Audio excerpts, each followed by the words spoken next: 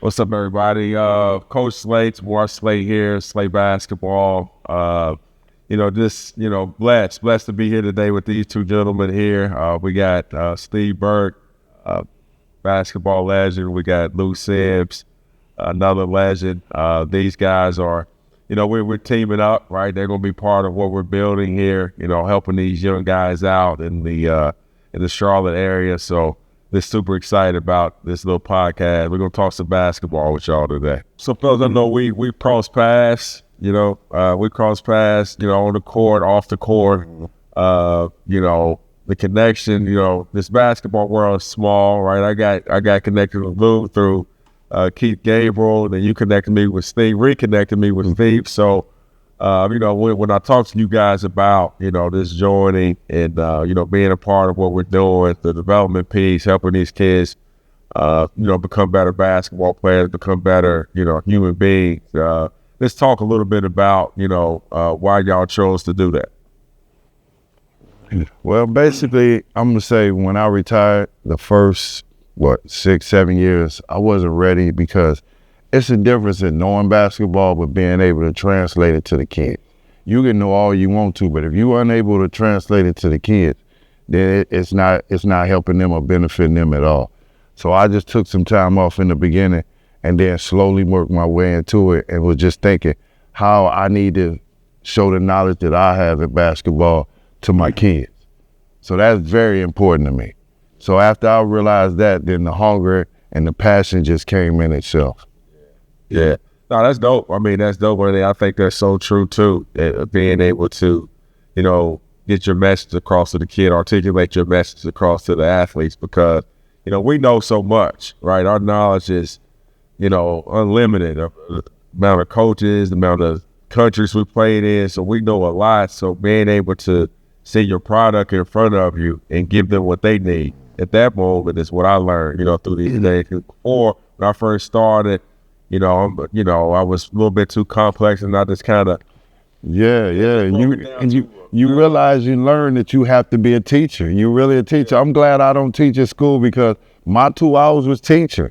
Like I was telling him, a lot of kids you can no matter the age group, you gotta teach. And them just going up and down and you explain it ain't good enough. It ain't good enough because you tell them 1 minute, they go down and forget 2 possessions later. So I just had them stabilized in one spot in one area going over and over until they didn't even have to think about it no more. No, that's good. I mean, that's what we joke about it, but it's like a video game. Like you got to push the button every time. Like you got to like you're playing PlayStation when you're coaching these kids because you may tell them and they get it one possession, the next possession they totally forget, and that's where you come in as a coach, being able to make the necessary adjustments in timeouts or just yelling from the sideline. Sometimes you got to think, hey, get over here, you get here. So, that wins your game. Yeah. Like Lou said, that translation from playing to teaching is a big jump. No matter how much you may know and have experienced. Me playing for so long, the last few years, I've tried to focus on that, being I was still playing, but on those teams I was on, try to take that role. Yeah, you know what I'm saying? I've been the oldest guy on the team the last 5 years, so it's like it's only right. And so I think it's just a natural transition when you have a genuine love for the game, right? And we've experienced so much, right? We've gained so much knowledge. I feel like it's our duty, it's only right, to pay that information forward and to help these kids, especially with the landscape of basketball today. I think I take nothing away from the skill, right, and the talent, right, but I think we've overall kind of gotten away from the game of basketball, right, the 5-on-5, the X's and O's. And you guys know in Europe, that's a staple. That ain't changing. They ain't going one-on-one. You gonna run it over and over and over. Exactly. And so, it's important, man. And it's important to have organizations like yours here that is gonna instill that in these kids. And, it's an honor to be a part of that and to just contribute, whatever I can. But that's dope. I mean, just being able to sit. I mean, first time we met, we sit in the office and just talk basketball forever. And just, you guys align with what, my vision been this whole time Right. for the young kids, and being able to let them know it's not just about, the step backs and, making somebody in the crowd go, ooh, ah, like, it's beauty in the cut. It's beauty in the box out. You're making it A bounce pass. Yeah. And I know in America that's lost right now. Like we're so caught up in everybody got a highlight tape. We were talking about that yesterday. Everybody got a highlight tape. It's getting so bad now where the highlight tape's bad. So how you highlight tape? That just shows you that we got everything back over here right now. And I think it's a need for guys like us to step in and also let these the shoe companies and all these other organizations, let them see what that real product looks like, right? Where you're really teaching kids, no matter shape, size, color, whatever, being able to develop, right? Because we were talking about this before we started the interview. We got it's come to where now you got these guys out here recruiting, and they recruiting the 10 best players in the state. There's no real chemistry that the kids form. There's no real development. It's just like, okay, best player make a play. Right. You know what I'm saying? That now, let me slow down a little bit. It is some well coached teams out there, but they win. Them the teams that win, and it's 80% the guys don't know what they're doing, and I think that's a disservice to the game, right? And that's why you see a lot of OGs upset about how these young players play. And I ride for the young guys. I ride for them. I mean, we have to argue about Jordan, LeBron, all that all the time. The young players can flat out hoop. But to your point, like the game of basketball is not being taught, and that is going to be a ripple down effect to that. That's going to translate to the NBA here soon. And Europe is already, it's 125 players out of 400 now, out of 450 in the league. So that's telling you something. So we gotta start doing our work at this level right now to help these kids. No, truly. The skill level, don't get me wrong, is amazing right now. The things that these kids can do, the athleticism and everything. And there's times in the game for one-on-one action or, a mismatch or attacking. But at the same time, from both perspectives, offense and defense, right, you want to teach how do we stop that? If you got a player that's going one-on-one on a weaker defender or a mismatch, right, how do we collectively stop that defensively and not just everybody stand with their man and watch a show, right? And then you, on the offensive end, that player, you want to teach him what's the counters, right? Something my father always told me was having a counter. So if you, all right, I'm going against you, I got you beat or whatever, there's going to be help, right? And what do I do? And that's what I don't see a lot of. These kids are just one-on-one, help come, I'm still going to take the shot on two. Oh, yeah. You know what I'm saying? Because this is my play, this is my time. And it's like, nah, when that help come, how can I make the right pass? How can I turn a good shot into a great shot? You know what I'm saying? And again, it starts at a foundational level, because the things that organizations like this that we're up against, right? There's so much media out there. There's so much things that are being shown to the contrary, that these kids are just soaking every day, right? We got them 2 hours a day, a couple times a week. They got their phone all day, every day, watching ISO plays, watching straight highlights. You know what I mean? And it just, whether they want to or not, it just locks in for them. And so you got to be here to kind of break that down and let them know that there's a time and a place for every aspect of the game, and just be able to play the whole game. Be able to play the whole entire game, and you're going to get where you want to go. Trust me, you're going to and that's having people that been there, right? You got these organizations, these coaches that dudes be off the corner, off the block, and it's just telling them whatever, and they're looking for the best kids. But we got, you got people here who did it and who got it out the mud. Man, I didn't play AAU. Yeah. You know what I'm saying? I had a pops that wasn't going to allow me if I didn't pops. I ain't trying. If I ain't throwing good, I used to help my pops warm up when I was overseas. When I lived in Italy 2 years with him while he was playing, and I would help him warm up. We get to the before he did the team warm up, and if I ain't throw him a chest pass the right way, I'm 11. It was coming right back. Throw a better pass. So I had that, man, and it's possible. Look at what I've done. I don't toot my own horn, but it is what it is. I've been blessed to have a very, very long career and a successful one at that. Not just being on teams, but being a major part of teams, and so. Yeah, touch on that a little bit more. Like, I don't know if y'all caught that. He didn't play AAU. We hadn't even talked about like his basketball accolades, right? Like 18 years in Europe, with your all-time leading scorer, right? Second behind my pops. Right behind. No, I know he's. Right, you see that?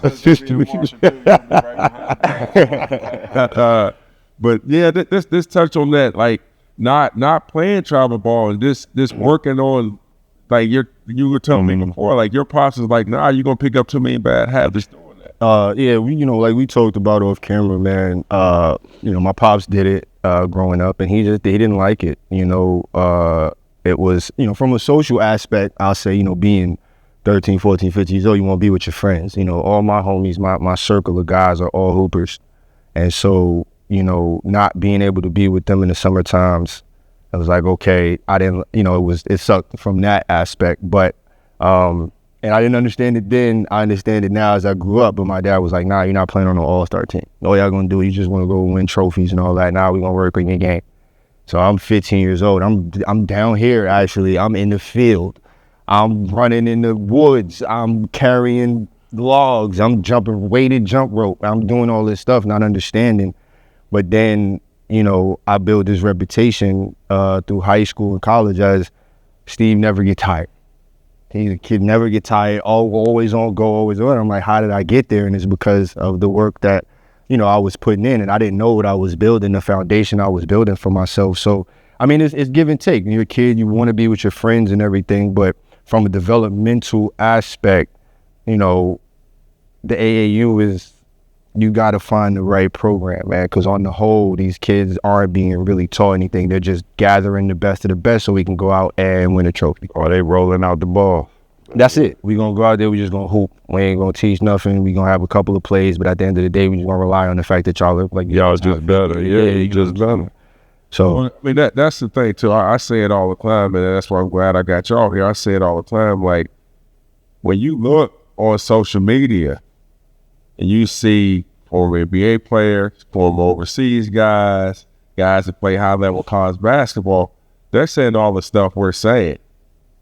Like, why isn't the rest of the AAU community listening to us? Like, aren't we the experts in that? right.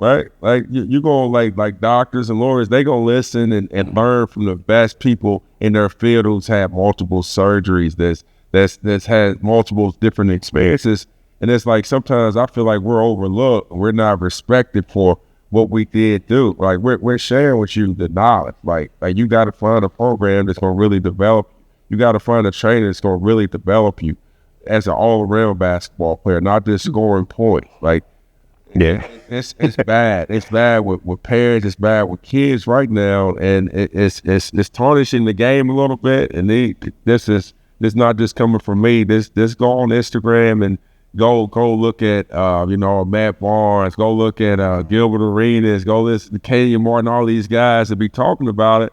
Like we're all saying the same thing. So right. You would think. The lift. And it's I mean, the AAU, and over the years, after our era, it's become sort of integral to getting recruited, right? You got to do it to get seen, and that's the problem of it, because it kind of got to get that to get your name. Got to get exposure, you know what I'm saying? And so it's tough, and like you said, like you mentioned the trainers, man, we're up against the machine right now, man. And now you got these trainers that can post all these videos and promote themselves as more than what they really are, and people just see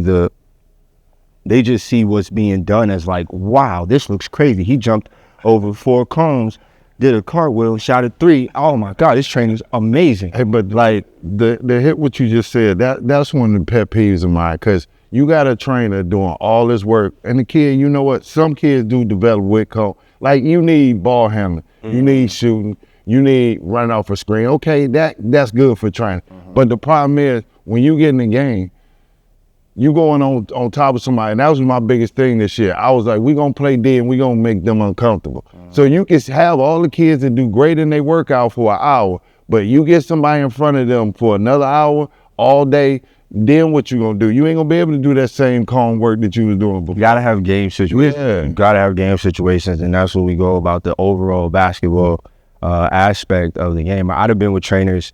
You know, I came up in the era of, you know, 3 dribbles, right? Watching Allen Iverson go from this player that had the, you know, amazing ball handling for that time, speed, quickness, and then learning how to score with less and still scoring more.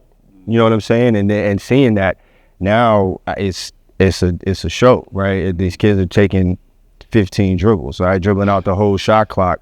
And it's talent. You good, man, but this ain't a one-on-one tournament, right? It's 4 other guys on the court. There's a game to be won, man. I'd have been with trainers that this is awesome stuff, but I promise I'm never gonna do this in a game. I promise you I'm never gonna do this. And I'm who I am, right? No cockiness. I'm able to get what I've done without this. So you're cool when there's kids that might need that, and that's fine, but we gotta there's more who don't. There's more kids who need to learn the fundamentals and how to score with less and how to put themselves in position to score without the ball and through execution. You know what you don't see anymore? You don't see Reggie Millers no more, like running off screens or kids using screens. They don't know about using screens now. And I tell my kids, watch this. If you set a good screen, the first time the person you set the screen for, they're gonna be open. Yeah. Now, if you do that twice, you're gonna be so open you can't believe it. But you just gotta do it over and over and over. Right, just trust it. They don't know how to set screen, they just go there. I'm like, no, I wanna make sure that he feels you. You know what that does? That take away from him on defense. They don't get all the ins and outs of what all that's done for. Right. Well, that's another reason why, you know, because I've been having Sway going for like 10 years now, right? Mm. And I've tried different ways, you know what I'm saying? Because I coming in, you don't know it all, you know what I'm saying? But I'm really into this, and I'm trying to figure out what's the best way. I'm never like I'm him, like I got this training thing, this coaching thing figured out. Like my high school coach always used to tell me, the moment you stop learning, you need to stop playing or stop coaching. And I've learned to, you know, our training stuff, it's all situational stuff now. Like we're not just putting guys out with tennis balls and lights and, like you say, cones and all that stuff. We're not doing that anymore. We're putting them in game situations and seeing how they react to it, because I've tried that, right? I did it as a player and I did it as a trainer. And when you get out there, like you say, when that dog on you biting, like that's the Crazy. That cold work you did ain't gonna work. Right? You can't do it. You done forgot all about that. Panic. Another thing, I mean, we were talking here, you know, and you know, it's a moment of therapy to get things off my chest. Like, we talk about trainers. I'll look on there and I'll see a trainer have a clip of an NBA player, Kyrie Irving, doing a move. And then you see them teaching it to like a 8-year-old. Right.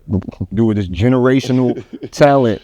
Just doing this. They don't realize how much he had to put in for that work, for that move. Absolutely. That man dribbled with basketballs in a bag. Yeah. Half every day. Doing something, start from the beginning of what started that. But that's what I'm saying. But like I try not to teach anything that I've never seen or done in a game myself. Right. You know what I'm saying? Like, when you're just starting, you just going scrolling through and that's a nice move. Let me teach that today.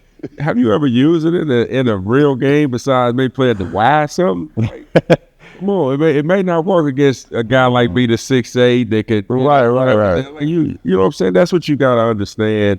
And it's like you said, this social media, you know, moms especially, they love that stuff. They see all in the crowd videotaping the whole game, and then you're gonna take the 2 clips. But what did he do before then? Right. You know what's crazy, right? One of the faces of the game today and the icons, and like Steph Curry, right? And we all know his role in sort of changing the game, right? And how we play with the influx of the 3-point shot and how much we shoot and everything. But people don't understand. Like he does so much more He just why did he start just shooting right over the rim, right under but the even rim in the to work on his game, form.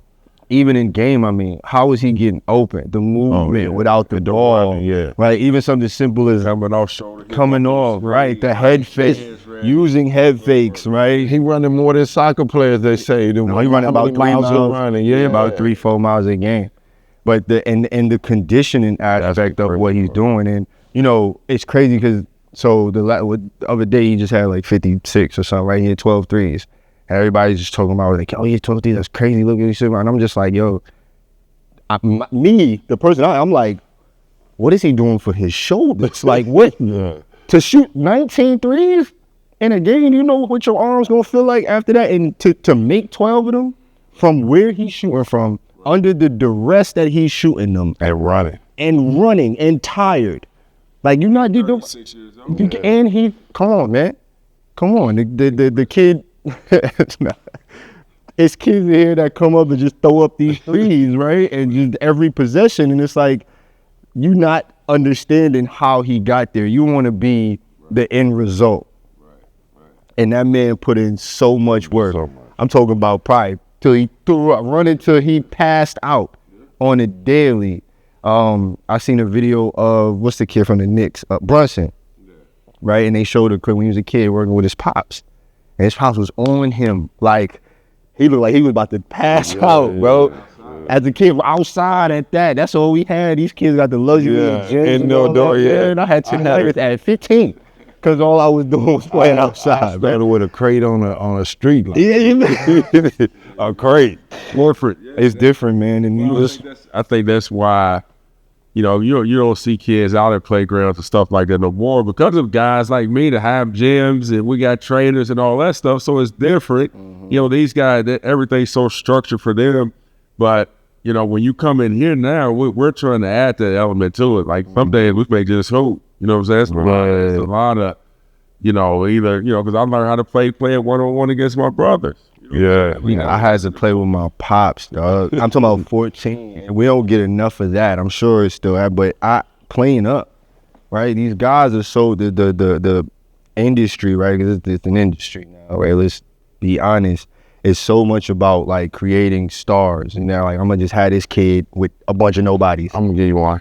You remember how you had to go to the park and you was young and all the old heads? And wait, bro. You had to wait. And if you got in, you knew, look, I ain't coming to shoot right away. I got to rebound, do the little things for me to stay on. Player, yes, sir. You ain't come out shooting no threes and do. The first time you did that, you never shot a ball again and not picked out. You better not call a foul. Like, I'm 15 playing with, and at that point, my pop's still a pro. And he playing with all his pro friends, and I'm out there getting toe up. And you better not. You better learn how to adjust to this, because this is gonna be, you gonna meet somebody, right? That's always gonna be something better than you. That's at something.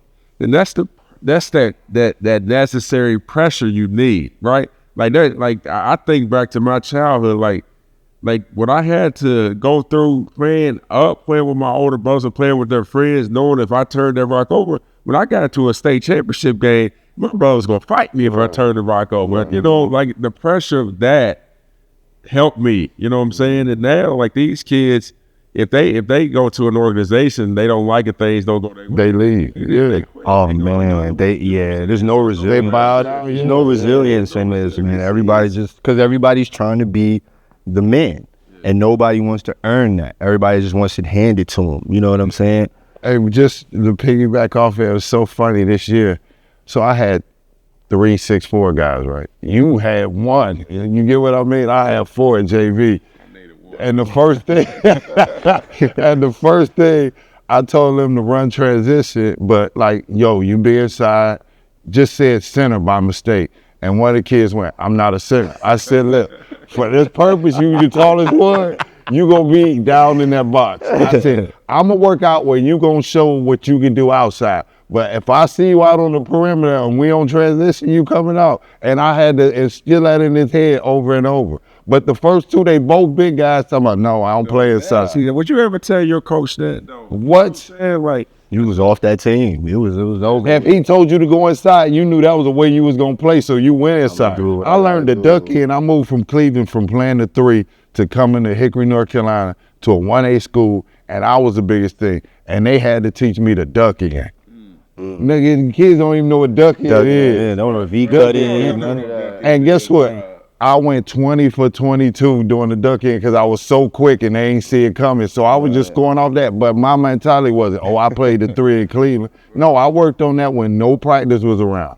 I did that. So later it helped me. And why so I had not to stop be able to doing do both? Why not? What's wrong with versatility? What's wrong with having that? You know, I say, like, I tell this story to some of my young kids who say that to me. Like, I'm not said it. So my sophomore year, right, back home at the crib, I was about 6'4", right? I played point guard all the way up to that point, always a point guard. Then I kept growing. So I got to 6'7", started the season off. You know, I'm one of the better players on the team my junior year. When I'm on the wing, I'm playing the 2-3. I'm always playing 6'7". You know, that's what colleges want to recruit you for, right? Halfway through the preseason, coach came up to me and said, "Tomorrow I need to move you to the 5." Yeah, I didn't believe though. Right. You couldn't back then. You didn't think that. No, you wasn't wouldn't no say bad that. talk. And everything still worked out. I still averaged 20 a game. I still was able to show I could handle. I still was able to show I could hit the 3. But I also showed I could guard Bang, Bang, yeah. And that helped you later on when you throughout your career. You didn't get nervous when you was up against a big. And I could be in different lineups. And I could be on that floor, right? When we play different teams, different type of styles, I can still be out there. You relegate yourself when you just do one thing and then you match up against a certain team and now you can't play. Right? Or now you can't be out there, right? To what you were saying, right? When kids they do all this stuff, they get out there with a dog or somebody that pressure and they fold up. Like, you know, kids don't get taught. Like, so with me, right, I ain't seen a team play flat off the pick and roll in years. Years. No one's waiting. I'm getting trapped every time. Get the ball, hedging, try to get the ball out his hand. If I don't work on that, right, you want to be the man, okay, you have to hand the man treatment. You ain't gonna put their dirtiest play on you. They gonna get you out. You know how Europe is. You're gonna get somebody to beat you up, try to get in your head. That's what he said. Like, he used to play with us his first year, right? He was coming off screens wide open that first, about the first 6 minutes. I'm like, and I tell him in time out, yo, look, they about to tighten up. He da-da-da-da. And at halftime, they won't even let him catch the ball. I said, yo, I told you. And that's where V cutting come in, right? You want to be the man, you want the ball. Now, what if you get this dude that got nothing better to do? That's all he got to do. All he wearing goggles. He out there, he got nothing better than to just deny you and keep the ball out your hands. How you gonna get open? How can you know how to draw fouls? And then they getting rough too. You can't over Europe. You can't hit them back. No. Do this, and you got 2 fouls. Can you draw a foul? Can you get open? Do you know how to pass out of a high hedge? Do you know how to pass out of a trap? You know how to crab dribble? Take 2 crab dribbles back, see the floor. Do you know where everybody's supposed to be at? Because you the man. It's not gonna be one-on-one. It ain't gonna be one-on-one. You think teams is just go? Not my team. If we see you, okay, you gonna get the first 2 off. Yeah, and that's it. You're done. You got one job to do. You better show me you can get 15 assists. With you guys coming on, my organization's been hearing it from me for years. You know, all the stuff we talked about, like the fundamentals of the game and keeping the game simple and understanding not only necessarily what you got to do as an individual player, but as a team too. There's so much that goes into it, right? And it's really simple, and it can be boring at times, right? It's repetitive, right? Doing that same drill over and over again. That's what I'm on. That's who I am as a coach. That's who I was as a player. This, having that steady routine that I do every day with my fundamentals. Just talk a little bit about, you guys coming on, joining, being able to help take Slate to a tremendous different level than what we are right now. Talk a little bit about that, what you guys going to do as coaches for us.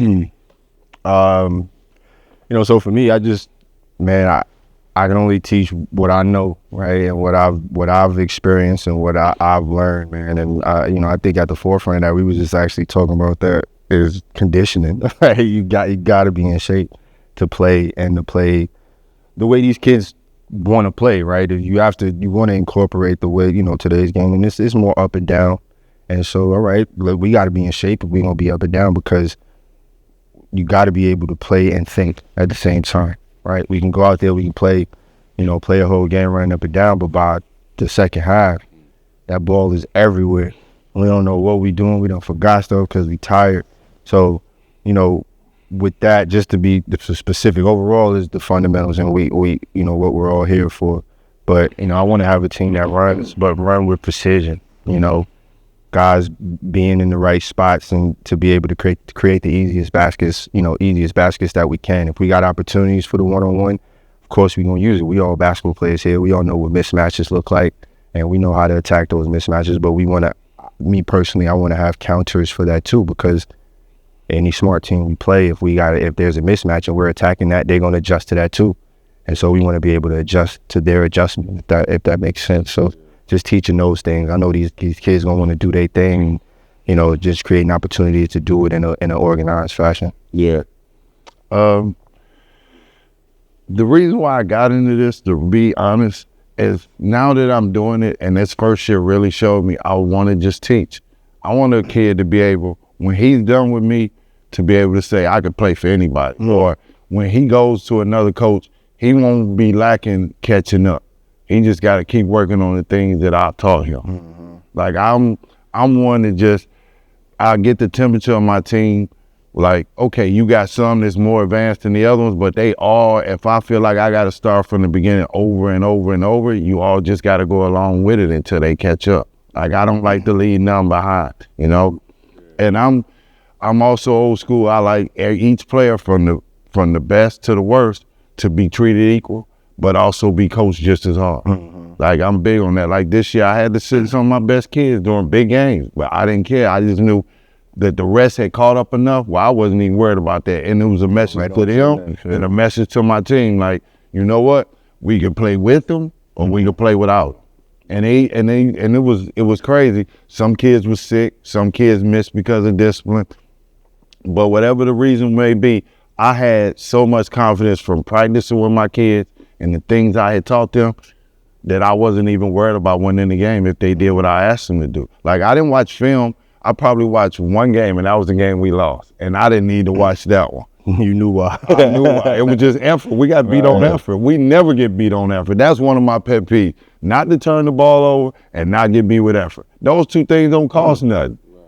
A kid, if you don't come out there with effort, you are blessed and lucky to be on a high school team. Like, no, in fact, that was my dream. Like, I ain't think about college at first. I thought about making a high school team. And I wanted to get I had to go freshman team to JV to varsity. Right. Like, they don't even know nothing about freshman team. You had to play on that no matter how good you are.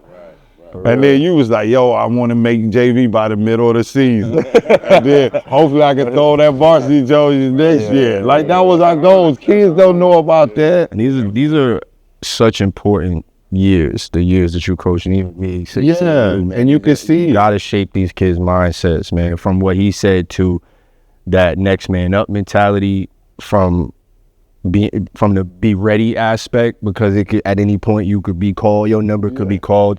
And from the aspect of at any moment you could be pulled, and it's only going to get more and more like that with each level you go up, right? You think you're going to go to college. With these kids now, you have to teach them. You know why? Because if you don't teach them now, like if I'd have let them kids, like if my best players, if I wouldn't have sat them and showed them that you can be sat, if I let them go, they going to think that the next coach. You know what I mean? And that's the problem. If you don't get it in the head now, and that's the thing you said, from 12 to 15, you can still, they claim a little bit, but you can still mold them. Come on, now, 16 on, you got to probably chip it off and reburn it and then try to put that joint back.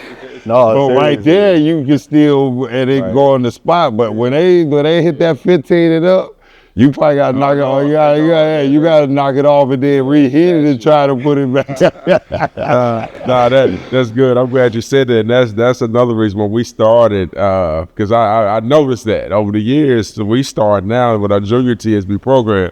I'm getting them in here at 5. So, that's that. Yeah, they real. Yeah. You can't even think about shaping that. You got to, let that run. Yeah, and a clean surface. But I mean, that's great stuff, man. Just the fundamentals, guys. I mean, that's and being able to understand it's a process to all this. So I think that's missing. Like, this is I call them Chick-fil-A babies, microwave. They want everything instant. And no matter what we've done, what we've accomplished in our careers, we had a lot of adversity that we had to go through. And that's what these kids.